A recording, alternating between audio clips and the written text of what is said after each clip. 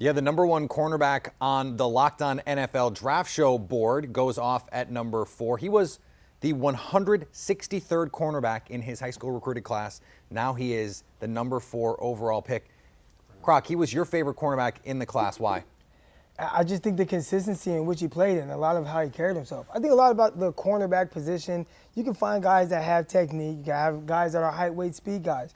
But there's something about a guy that carries himself with a ton of confidence. And clearly, we saw how Gardner was dressed on the red carpet with the baby bottle sauce thing and his sauce chain and all the diamonds and stuff. And those type of guys, man, they're just a little different. And when they face adversity, which will come, he'll be able to bounce back from it because he believes so much in himself. And again, has that ability, playmaking ability. Didn't give up a touchdown throughout his entire career in college. Only gave up, I think, the most yards that he gave up to one receiver in the game this season was 13, nothing more than that. So we're talking about a guy that played at a very high level. Although didn't play against the best competition week in and week out, still, whatever he was asked to do, he did it at the highest level. I believe he gave up 1 total yard when matched up against Jamison Williams in the college football playoff game. So this is a guy who has that sort of lockdown cover skill. But Isaiah, to have no offensive lineman on the board, to have Ike Ekwonu, our number 1 guy on the board here, when the Jets could absolutely have used that guy,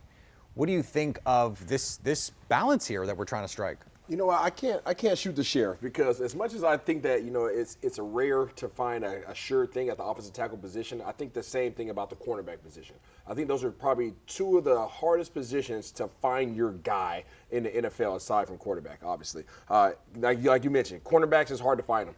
The reason being because they can have all the attributes. We've seen, tall guys come in, lanky guys come in with the E Honda long arms and all that jazz. We've seen that before. We've seen guys with amazing footwork. We've seen guys that come up and hit you. But something about guys, and when they start having a little bit of lack of confidence and they don't have that dog in them, they don't have that sauce in them to come back and play after play to keep getting back in your face and saying, all right, you got me that time, but it's not going to happen again.